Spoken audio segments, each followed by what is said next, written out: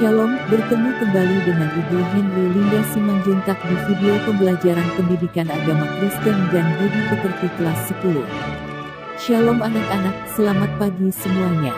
Shalom juga Ibu, selamat pagi Ibu Linda. Shalom juga Ibu, selamat pagi Ibu Linda Simanjuntak. Sebelum kita memulai pembelajaran kita hari ini, mari kita awali dengan berdoa. Materi pembelajaran kita hari ini dengan topik hidup yang dipimpin oleh Roh. Bahan Alkitab 2 Timotius 1 ayat 7, 1 Samuel 16, Roma 8 ayat 1 sampai 11 dan 1 Petrus 1 ayat 13 sampai 16. Indikator dari materi kita hari ini yang pertama, mendiskusikan contoh-contoh dari Alkitab atau hidup sehari-hari tentang keberanian yang dipimpin oleh Roh Kudus. Kedua, menyebutkan apa yang terjadi apabila hidup kita tidak dipimpin oleh Roh. Ketiga, menjelaskan apa hubungan antara hidup yang dipimpin oleh Roh dengan hidup kudus. Di dalam materi ini, kita hanya menyinggung dua sisi kehidupan yang dibimbing oleh Roh Kudus, yaitu keberanian dan kehidupan yang kudus, yang saling berkaitan. Kehidupan yang kudus diperlihatkan dalam kehidupan sehari-hari, dan pembuktian itu seringkali membutuhkan keberanian, karena kehidupan itu ternyata sering berlawanan dengan gaya hidup atau nilai-nilai yang diberlakukan dalam masyarakat. Mudah-mudahan topik ini menolong para anak-anak ibu dalam kehidupan kamu sehari-hari. Ada dua contoh yang diberikan dalam materi ini, yaitu riwayat hidup Robert Walter Mongensidi, pahlawan nasional Indonesia, dan kehidupan tokoh-tokoh Alkitab seperti Raja Daud, serta tokoh-tokoh dalam sejarah gereja yaitu Polikarpus dan Martin Luther.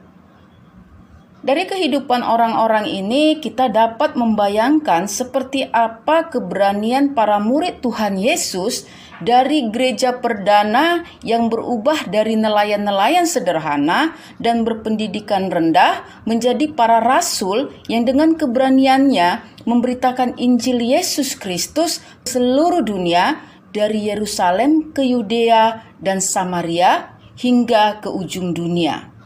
Kisah Para Rasul 1 ayat 8. Kehidupan yang dipimpin oleh Roh adalah kehidupan yang mencerminkan Bapa kita, yaitu Allah sendiri.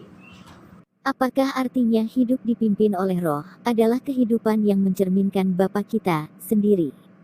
Mohon penjelasannya Ibu Linda Simanjuntak. Itu berarti bila orang berjumpa dengan kita, mungkin sekali mereka akan menilai diri kita juga. Apakah kita benar-benar mencerminkan keberadaan Allah yang adalah Bapa kita?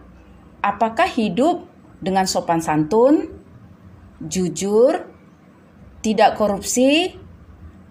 Apakah kita suka berdusta? Apakah kita suka bertengkar dan suka menciptakan keributan seperti permusuhan di antara teman-teman kita? Dalam Roma 8 ayat 10-11, Paulus mengatakan demikian. Tetapi jika Kristus ada di dalam kamu, maka tubuh memang mati karena dosa, tetapi roh adalah kehidupan oleh karena kebenaran.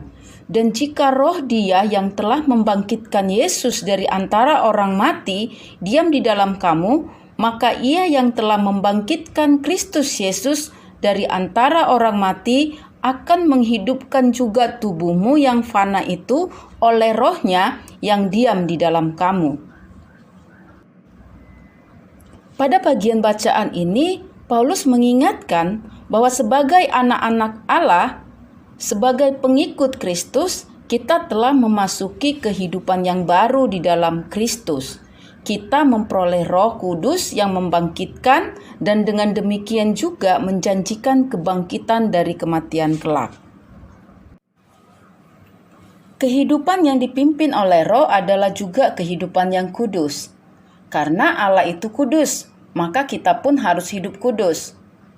Kehidupan kita sebagai anak-anak Allah haruslah mencerminkan sifat-sifat Allah yang antara lain adalah kekudusan.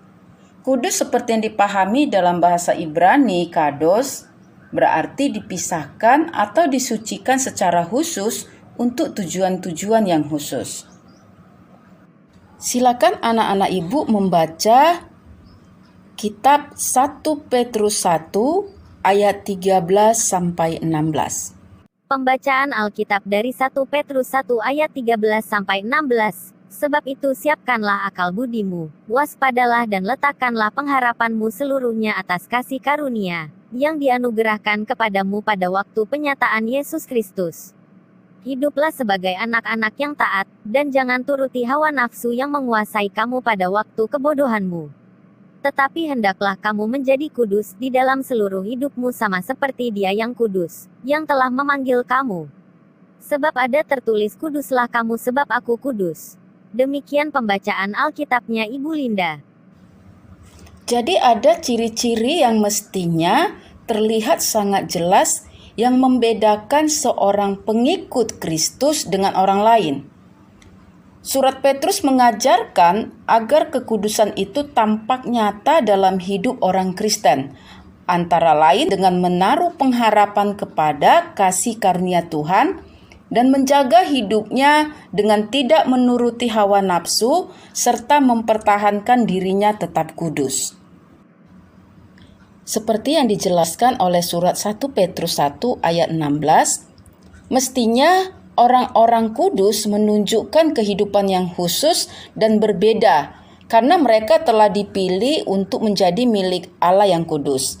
Bila Allah memanggil kita untuk kudus, maka kita sebagai miliknya juga harus menjadi kudus, memperlihatkan hidup kudus, dan menjauhkan diri dari kehidupan yang sembarangan yang justru berlawanan dengan citra Allah yang kudus itu.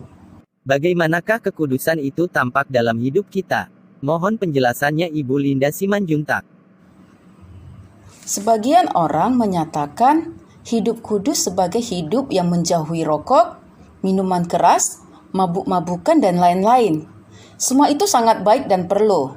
Namun perlu kita belajar dari Tuhan Yesus sendiri yang menunjukkan bahwa hidup kudus yang Ia jalani adalah berani mengatakan apa yang benar, melaksanakannya, menunjukkannya dengan kasih dan ketulusan hati dengan menolong orang lain, berkorban bagi mereka yang tersisihkan, bahkan mati untuk orang berdosa. Kesimpulan materi kita hari ini, hidup yang dipimpin oleh Roh adalah hidup yang bebas dari ketakutan. Dengan keberanian, orang-orang Kristen dari abad ke abad tidak takut menghadapi maut sekalipun, dan dari situ pula mereka menunjukkan kesaksian hidup mereka. Hidup yang dipimpin oleh Roh juga menunjukkan identitas diri orang Kristen yang jelas, yaitu hidup bukan mengikuti daging, melainkan menurut kehendak Allah dan mencerminkan identitas kita sebagai anak-anak Allah. Itulah hidup kudus yang dituntut dari setiap orang Kristen. Sampai di sini pertemuan kita hari ini. Sampai bertemu kembali di pertemuan berikutnya.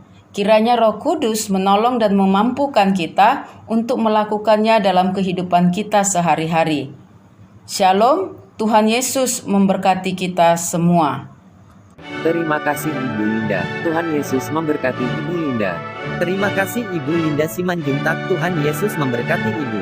Terima kasih sudah menonton video pembelajaran pendidikan agama Kristen dan budi pekerti SMA kelas 10 yang dibawakan oleh Ibu Henry Linda Simanjuntak. Semoga bermanfaat dan jadi berkat bagi kita semua. Jangan lupa like dan subscribe juga share serta beri komentar yang positif.